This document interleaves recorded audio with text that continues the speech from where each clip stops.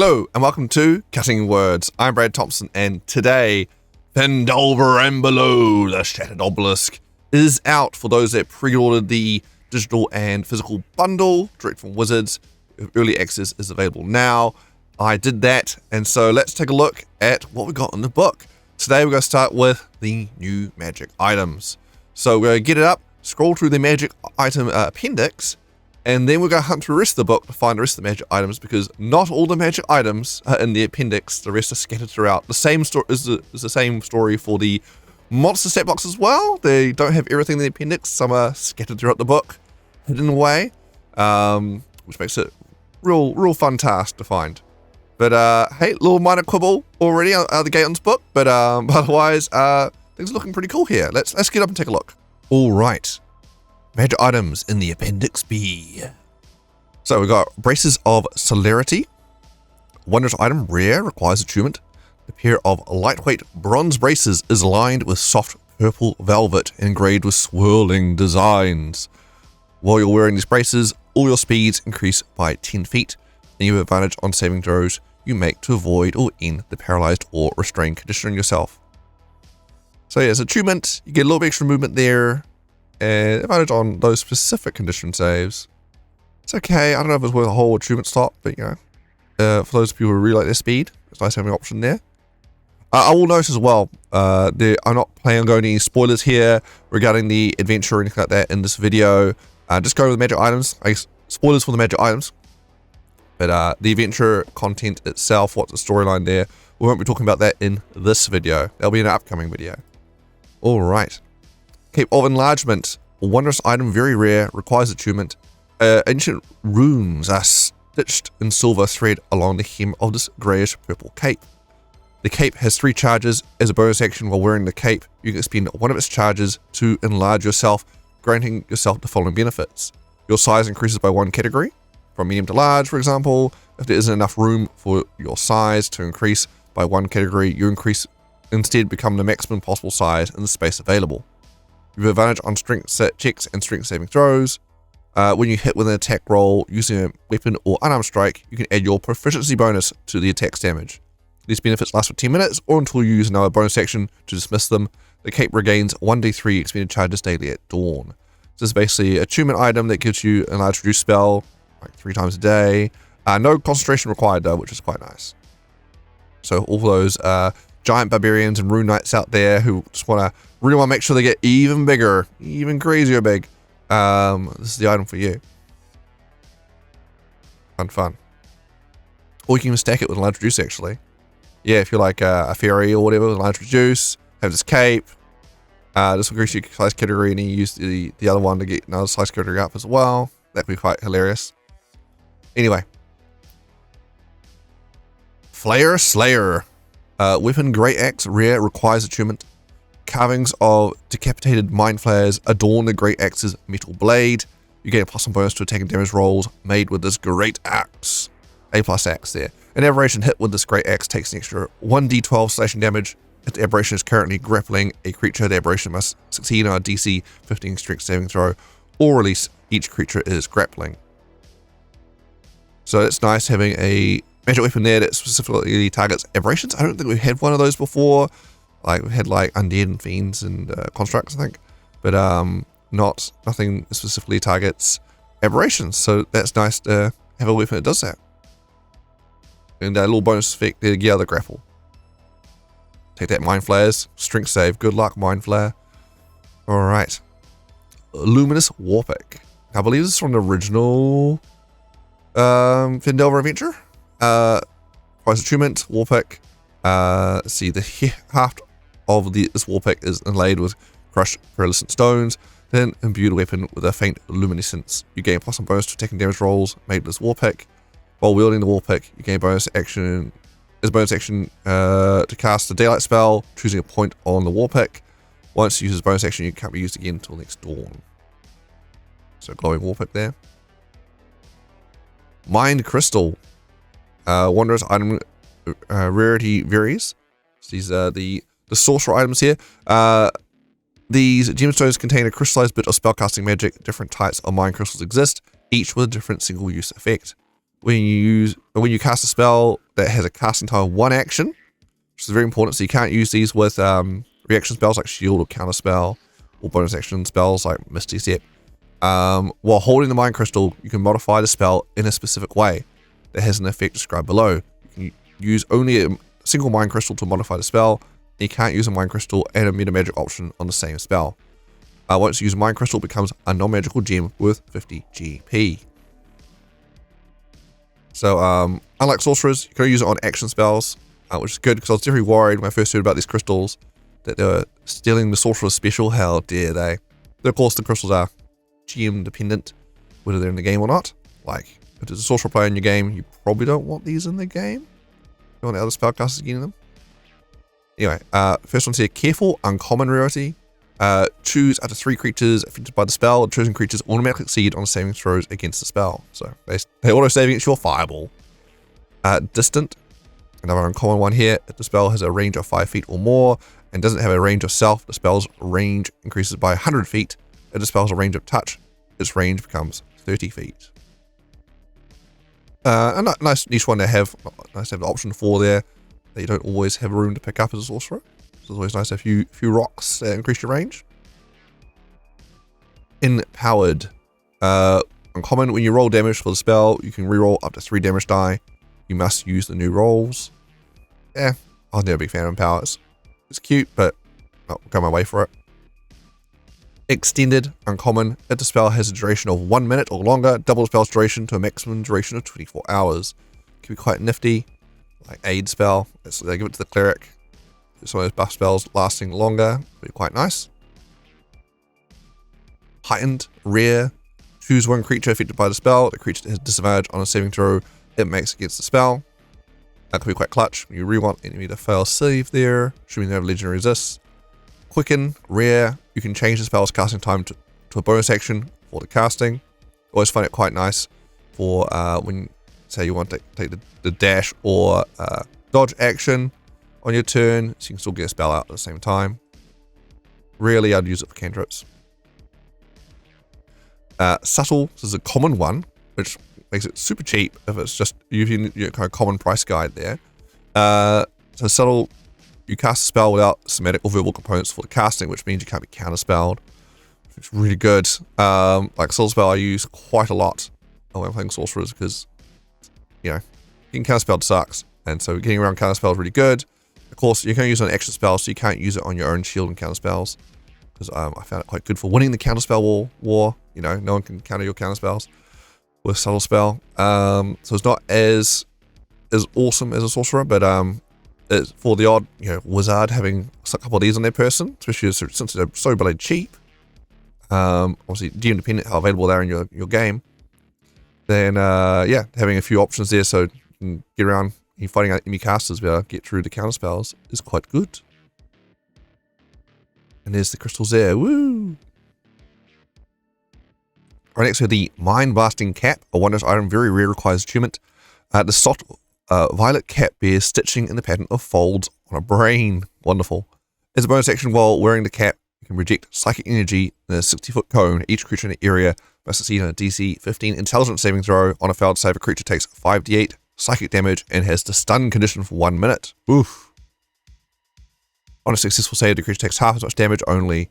At the end of each of its turns, a stun creature can repeat saving throw, ending the stun condition on itself on a success.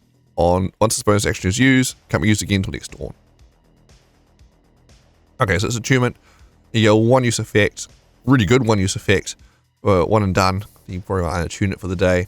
Put something else on. Very, very cool. Alright, because yeah, those mind fire stun cones are pretty brutal. Intelligence saving throw, good luck. Enemies aren't generally not good at intelligence saving throws either. It's pretty rough. And stun condition's real good. So psychic damage actually. So maybe not this so in this adventure. Anyway, Mind Guard Crown, wondrous item, very rare, requires attunement. Or you wear this adamantine crown, you have advantage on intelligence, wisdom, and charisma saving throws, and have resistance to psychic damage. Oh, that's oddly specific. Yeah, very nice magic item. Yeah, attunement, yeah, it's totally worth it. Can be advantage on 3 saving throws, and resistance to damage type. Oh yes, please. Done. Sign me up. Here we a cool crown. Perfect. Mindstep Tower. This is a wondrous item, very rare. So this, I believe, is just the monster manual, the DMG. What's it called? Regular tower. You can do some of the tower up. This is a muddy version of it, like a camouflages up. You can use an action. This is very rare. Wondrous item, no achievement. You can use an action to place this 1-inch diameter granite sphere on the ground and speak its command word, which is petrification in Terran. The spear rapidly grows into a stout tower that remains until it's used in action to touch the tower and speak the command word again. God, hopefully no one overhears the command word. It'll be very awkward if the enemy uses that against you. Whereupon the tower shrinks back to its 1-inch diameter granite sphere. The tower must be empty to shrink this in this way. The tower bristles with muddy knobs that constantly extrude and retract across its surface, as though the tower were breathing through a coating of thick mud. Wonderful. Each creature area where the tower appears must make a DC 15 dexterity saving throw, taking 10d10 bludgeoning damage on a failed save, or half as much damage on a CS1. In either case, the creature is pushed to an unoccupied space outside but next to the tower. Objects in the area that aren't being worn or carried take this damage and are pushed automatically. So that's pretty good. Just chuck that tower down and activate it. It's pretty funny. Whenever it expands, the Mustic Tower merges with the natural stone it touches, awkwardly tipping and wedging itself to touch as much natural stone as it can.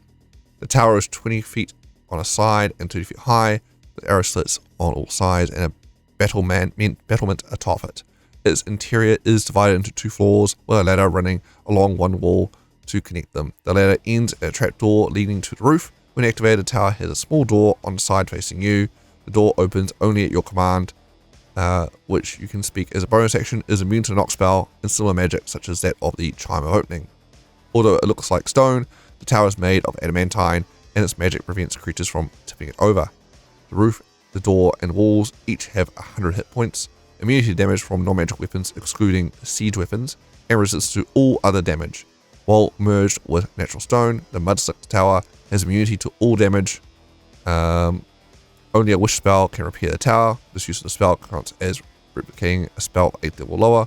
Each casting of wish causes the roof, the door, or one wall to regain 50 hit points. And there we go, the Mudstick Tower. For a weird, creepy place to rest for yourself. Wonderful. I hope there's a map or something in the adventure for it. That'd be cool. I haven't found it yet. Potion of Psionic Fortitude.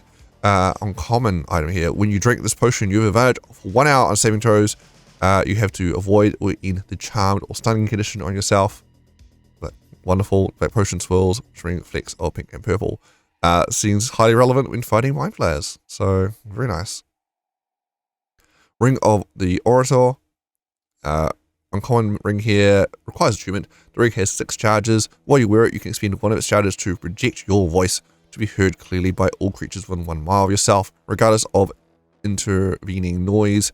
For 1 minute, the magical silence, 1 foot of stone, 1 inch common metal, thin sheet of lead, or 3 feet of wood blocks this projection. If you project your voice while speaking a language that listening creatures don't understand, you can make the creature understand what you're saying. You must be able to see the creature to make them understand. Ring regains 1d6 suspended charges daily at dawn. It's kind of a tongue spell. With a bit of extra mileage on there to make everyone hear you. So it's like, yeah, it's like a high level thaumaturgy cantrip kind of thing, like boost so everyone hear you, but also tongues. Interesting.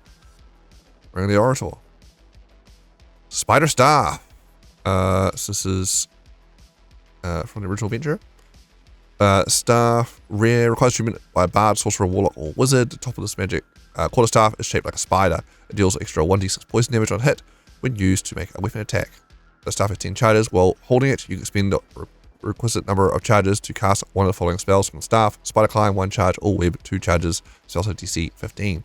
Staff regains 1d6 plus 4 speed charges daily at dusk. If you expend a staff's last charge, roll d20 on a 1. The staff crumbles to dust and is destroyed. And Staff of Defense. Same story from the original adventure. Staff of Defense, staff, rare, requires attunement by a bard, sorcerer, warlock, or wizard. This slender, hollow staff is made of glass, yet as strong as oak. It weighs 3 pounds. While holding the staff, you have a +1 bonus to your armor class. Spells. The staff has 10 charges. While holding it, you can spend the requisite number of charges to cast one of the following spells from the staff. Mage Armor, 1 charge, or Shield, 2 charges. The staff regains 1d6 plus 4 spending charges daily at dawn. If you expend the staff's last charge, roll d20. On a 1, the staff shatters and is destroyed. So technically, the wording here, because I think in the original wording of the staff, it was like you can spend an action to activate it, which means the shield spell was an action on the staff, which is a bit weird. This reaction spell looks like they fixed the wording there. Excellent. And that's all the magic items. Woo! Fun artwork there. There for the appendix. Now to go hunting through the rest of the book. Okay, we're at the Dragon Guard breastplate here. So it's a +1 breastplate. It's all broken up in this text here. It is available as like a separate magic item. It was in the original Phandelver adventure as well.